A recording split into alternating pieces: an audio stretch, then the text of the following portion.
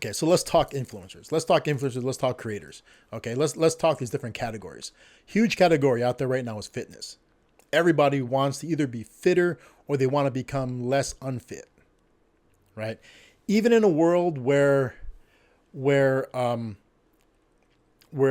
people are campaigning for beautiful at any size, right? And those are the people who specifically are looking to, I guess it's fat acceptance is what they're trying to push, right? Even in a world where fat acceptance is a huge thing, the reality is people want to look a certain way. People want to look good in a traditional sense, right? Even if like being 100 pounds overweight may be considered looking good to certain communities of people, that's not what they really feel inside, some of them, right? And so fitness creators are just blowing up everywhere. And I'll admit that most people who are creating fitness content everywhere, they're just showing BS. The stuff they show doesn't work. The stuff they show is just wrong, right?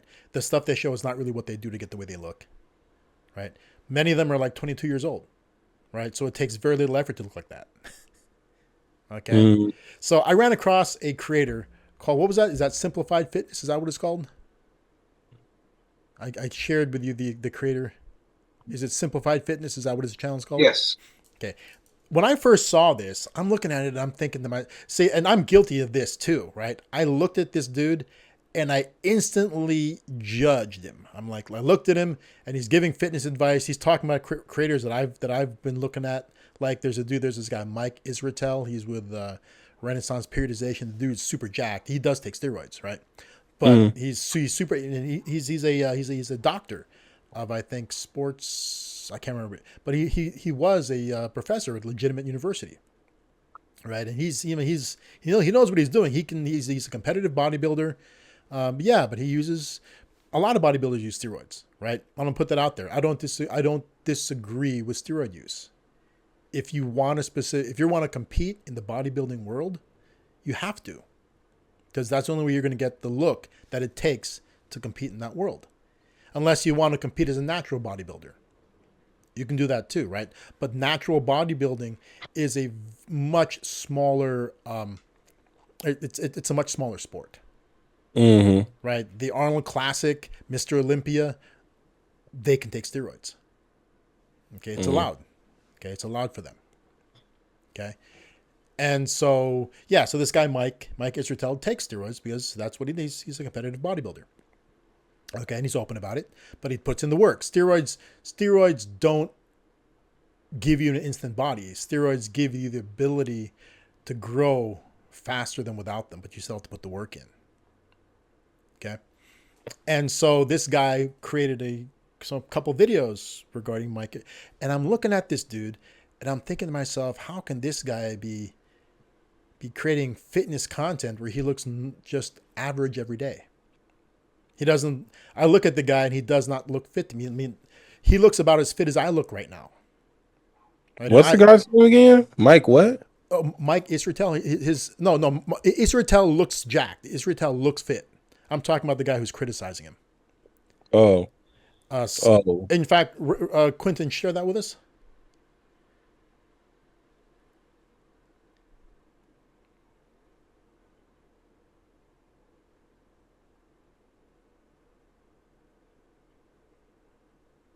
You sharing yet? There we go. I optimize the sound. There we go. So go ahead and click. He calling out the fitness. Yeah, this guy's new. Okay, this guy's new. He's been on the very first video down in this group of videos was from 11 months ago. I want you to click on the second video from the top. The second one from the not the rock one. That one. Click on that one. He's calling out Mike Israetel. Go ahead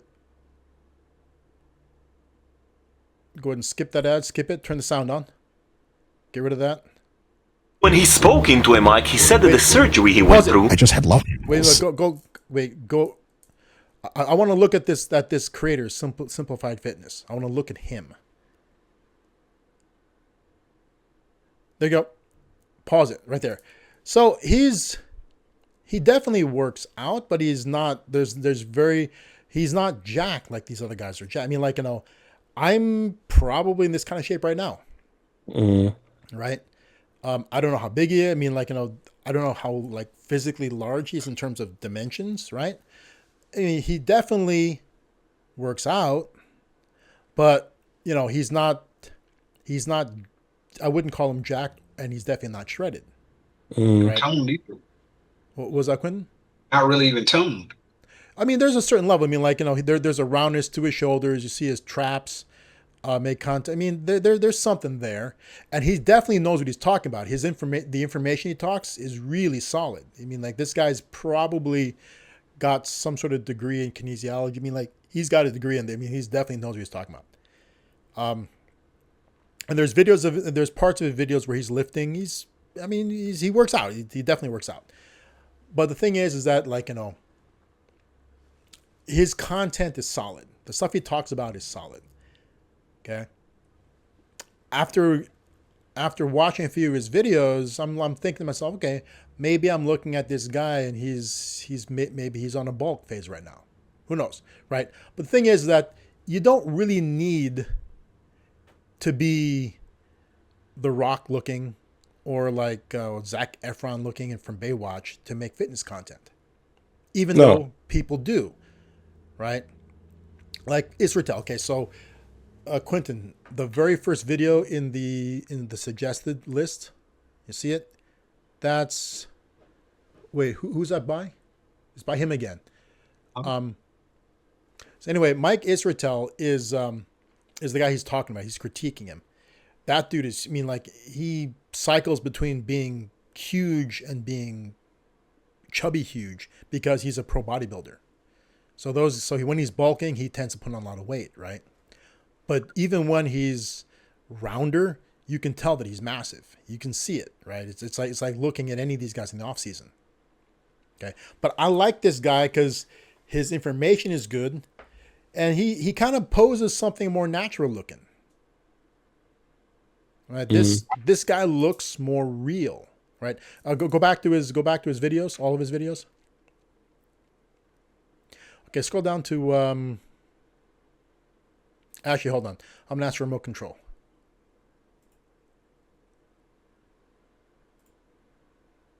Okay, there we go.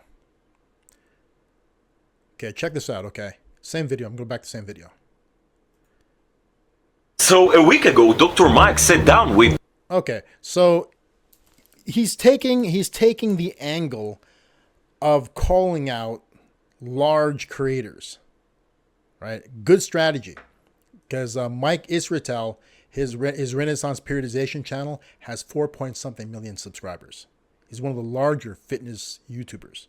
Okay, this guy, as you can see, only has 8,000 something. He's just starting. He's a year in. He's a year in from his videos, and he's about 8,000 something. Okay. By calling out people like Mike Israel, it's a recognizable name on YouTube. It's like Logan Paul dropping a bigger creator's name in the beginning to get more views, or like Mr. Beast saying, "I'm going to say Logan Paul 1,000 times." I'm going to say that's the same kind of thing, right? Okay. Okay. But he makes a couple good points in this. I'm gonna go through this real fast. Look at some other creators.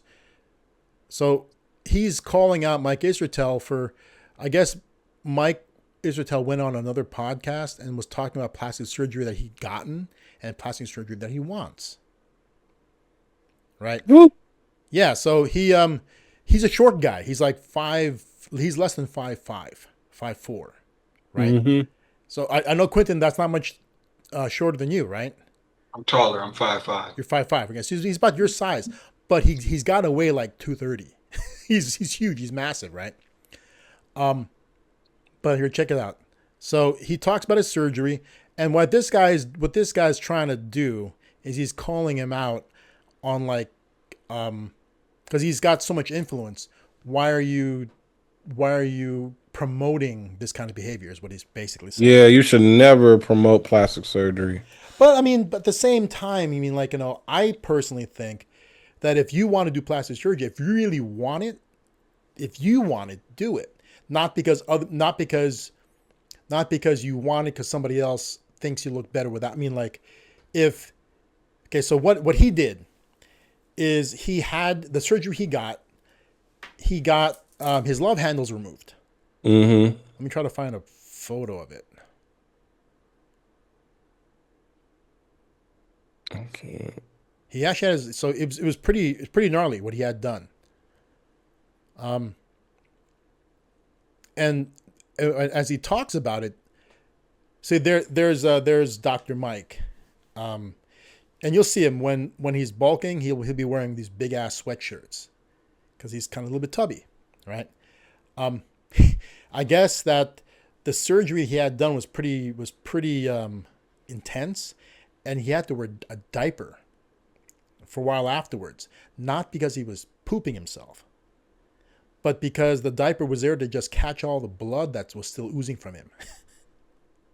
Yeah, man. I mean, it's to me, it's like, well, I mean, I guess because he's a public figure, I guess, but it's like, here's the thing. So,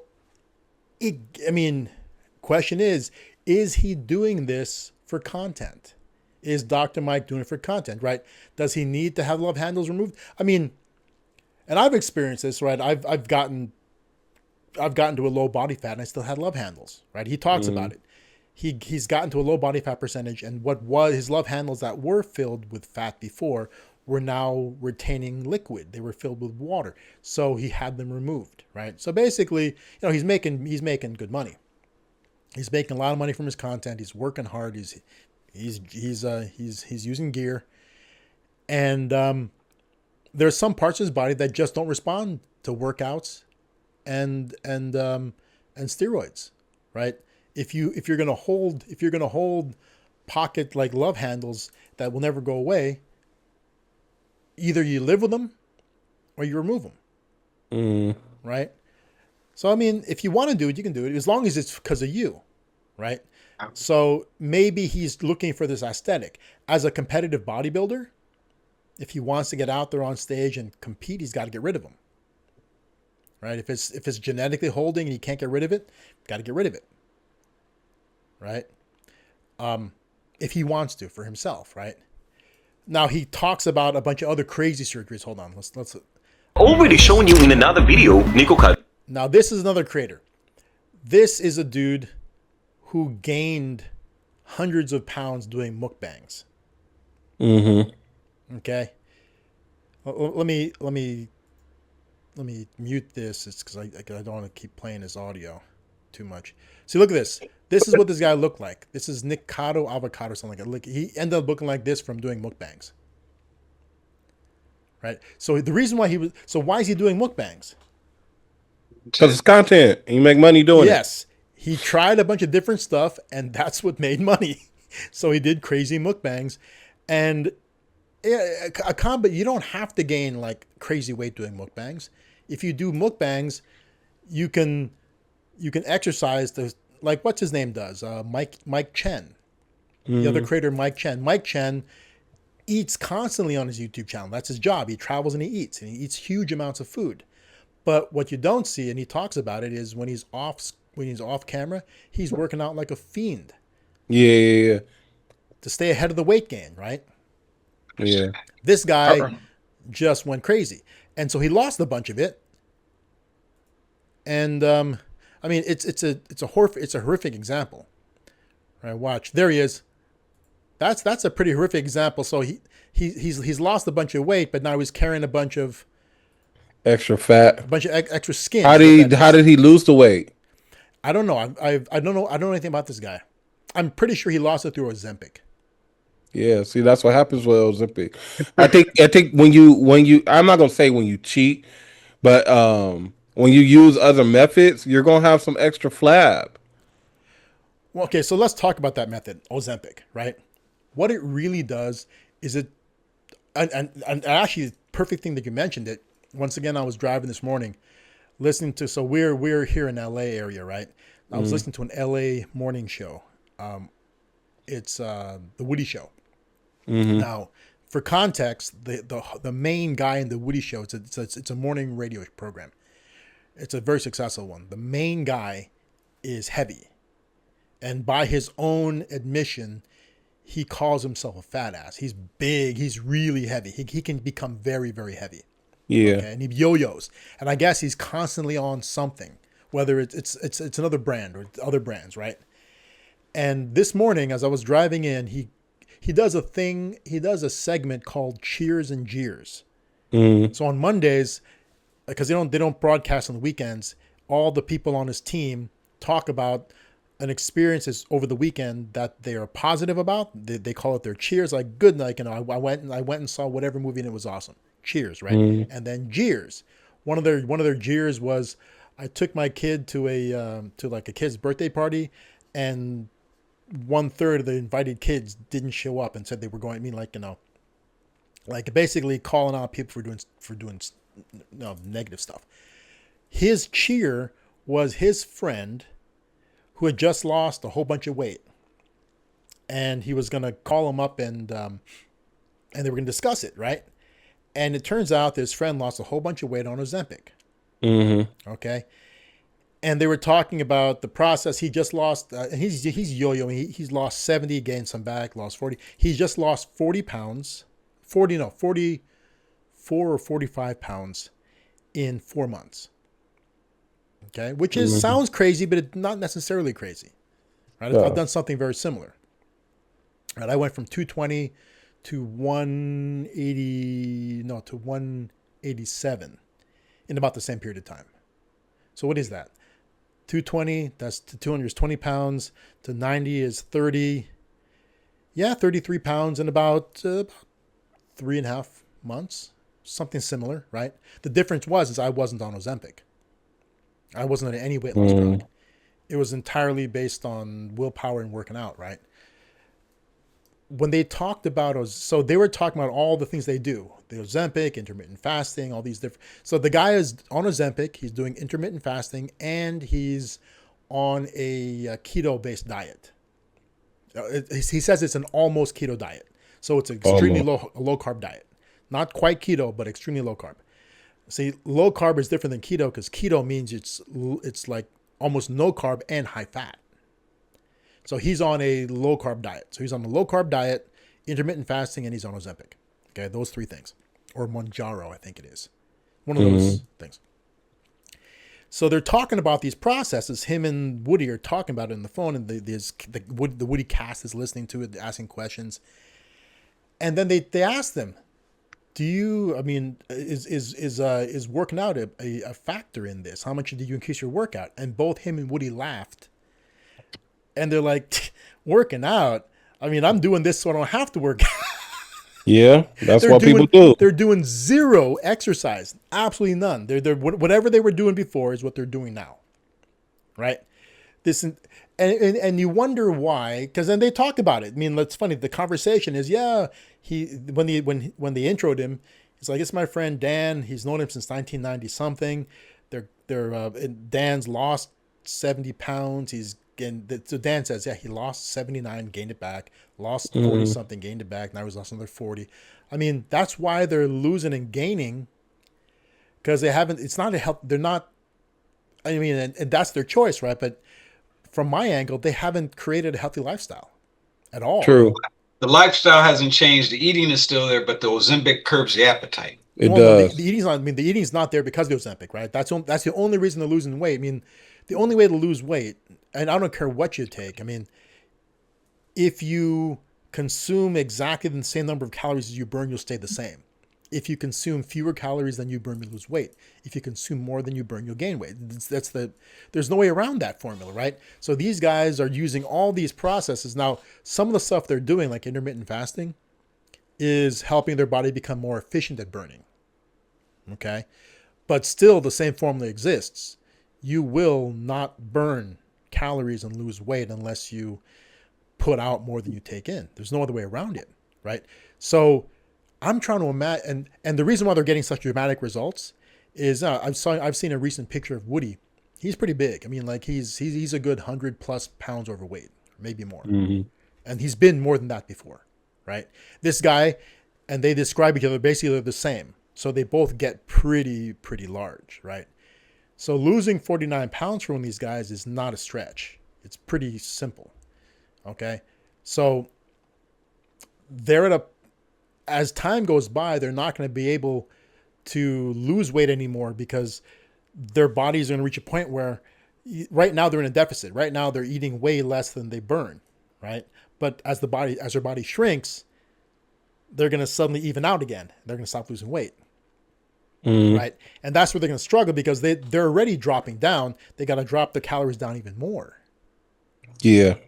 Right. So it just gets pretty crazy. I mean, like, that without if you got to drop your calories more, you either dramatically cut your intake again, or you can increase your output. Right. Just walk. They're not doing any They're output. not doing any output. Zero. Right.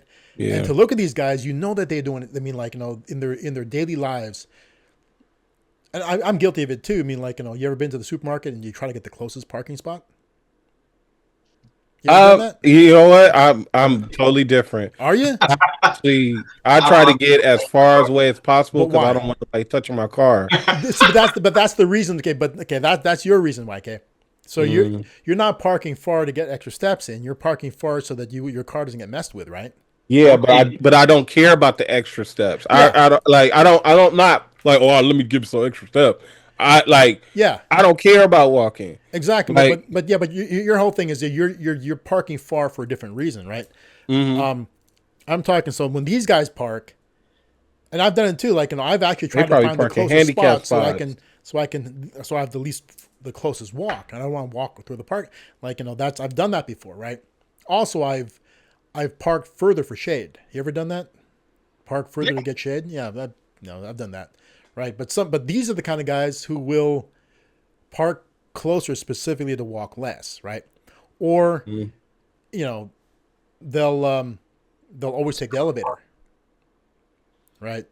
They'll always like Raymond in your apartment. You got to walk up, right? So you have to walk up, right? We got to walk up 3 flights of stairs to get to the penthouse. Okay. If you had an elevator, would you use it all the time? That depends. That really depends. It's 3 flights. If there was an elevator in the apartment, right? It depends on how accessible it was, how busy it was. Okay. Because even before that, like I remember I had a homeboy who had a elevator in his crib.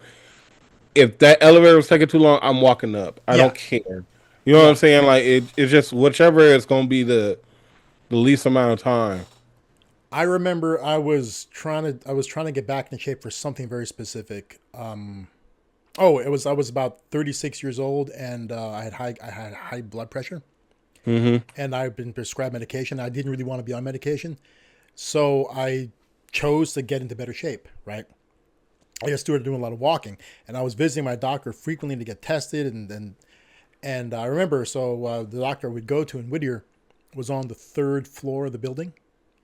Yeah. And I would go there and I would walk up and down. So during that time when I was trying to get in better shape, I was intentionally using stairs everywhere I went just to get in more. Because once you start tracking your steps, you realize how, for most people, some people do get in steps.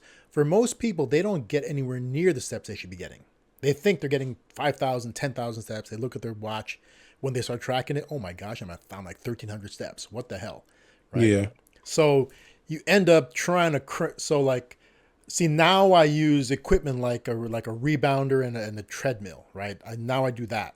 But before I had those things, I had to get my steps the old-fashioned way, walking places, right? And I was just trying to squeeze them in anywhere I could because, if I didn't squeeze them in here, I have to get them somewhere else, right? So I might as well get them in while I could. So screw the elevator. I'm taking the steps. If I'm with my wife in a store, I'm walking around and I'm doing laps around Target, any way I could get steps, I'd get them in just to get the 10,000, right? Right. But these guys on this radio show, that they don't move. That they don't move. They sound fat. Yeah. They are. It's crazy, but they admit that they are. That's why I feel comfortable talking about them because they talk about themselves as fat people. Yep, say it loud. I'm fat and I'm proud. And they also say, man, I'm too lazy to move. They're looking for a magic bullet, which for a lot of these people, Ozempic is turning out to be, and things like it, Mounjaro or whatever, is turning out to be that magic bullet. But it's not providing long-term sustainable results. No, I mean it what I because I experienced it. I'm telling you, I've never taken it, but there's people around me that take it. Nobody talks about the stomach aches that you get, the queasiness. Yeah, you do waste a lot of food. But You know what the I'm saying? stomach aches and the queasiness, that's actually, if you don't get that, it's probably not going to work for you. No, you have to go through it. Yeah, because you don't feel hungry, and when you do eat, you don't feel good about eating, so you don't want to eat, Right. right? And when I say don't feel good about eating, not that you're ashamed, you feel seasick. I mean, like you feel like you're going to throw up. You've eaten food and you Right. feel like you're going to throw up. The only way to avoid the feeling like you're going to throw up is not eating, right? Right. That's what my son was using it, which is ridiculous. He's nowhere near fat enough to use. I make fun of him for being fat, but he's not as fat as I mean, I like to mess with him, right? Yeah. You but be calling him a fat ass? Yeah, I call him Doughboy. I'm always saying, he's like, hey, Dad. I'm like, dude, that's the first thing I'll say, yeah, looking kind of pudgy today. Is it that time of the month you're retaining water? So you don't, man, you don't push yourself, push him into using those. If it ain't that Father of the Year, ain't this some shit? Yeah, I've always admitted, you guys know I'm a shitty dad, right? So Man, I walk by myself. that's crazy. I walk by, he comes to visit, and I look at him, I'm going, man, looking kind of soft today.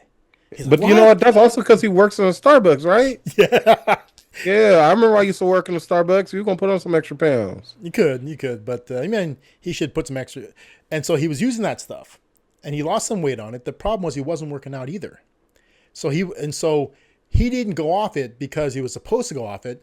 He just got lazy about taking it, and he gained the weight back How soon did his cravings for food come back? immediately. Oh, God. Immediately he was able to eat. Right. So anytime you're using Ozempic, And it's not really a craving for food. You go back to wanting to eat. I wouldn't call it a craving for food. You go back to wanting to eat. Okay. Well, if you're nauseous and whatnot, you don't want to eat. Yeah. You don't want to eat. That's the thing. And so, crack me up. I mean, but that's the problem. And so, so this guy, this Simplified Fitness, there's some things about, I know his technique. He's a creator. So let's talk about it. We're talking about it because he's a creator. He's a creator who's relatively new, and he's trying to grow his brand out. He's under 10,000 subs, but 8,000 plus is really, anybody who's done this knows that that's not easy, right? Yeah, there are people with millions, but what percentage of the YouTube audience do they represent? They're people with large sub bases are a fraction of the creators out there. Okay, if you're out there and you've got 5 subs, you're normal. Yeah. Okay, if you've cracked 100 subscribers, you're better than normal. Right. Most YouTubers will never crack 10 subs. They can tell all their friends and family they want, and they're never going to crack 10 subscribers. Okay, and not because because they're making bad content. They just haven't studied. What it takes to get where they want to go.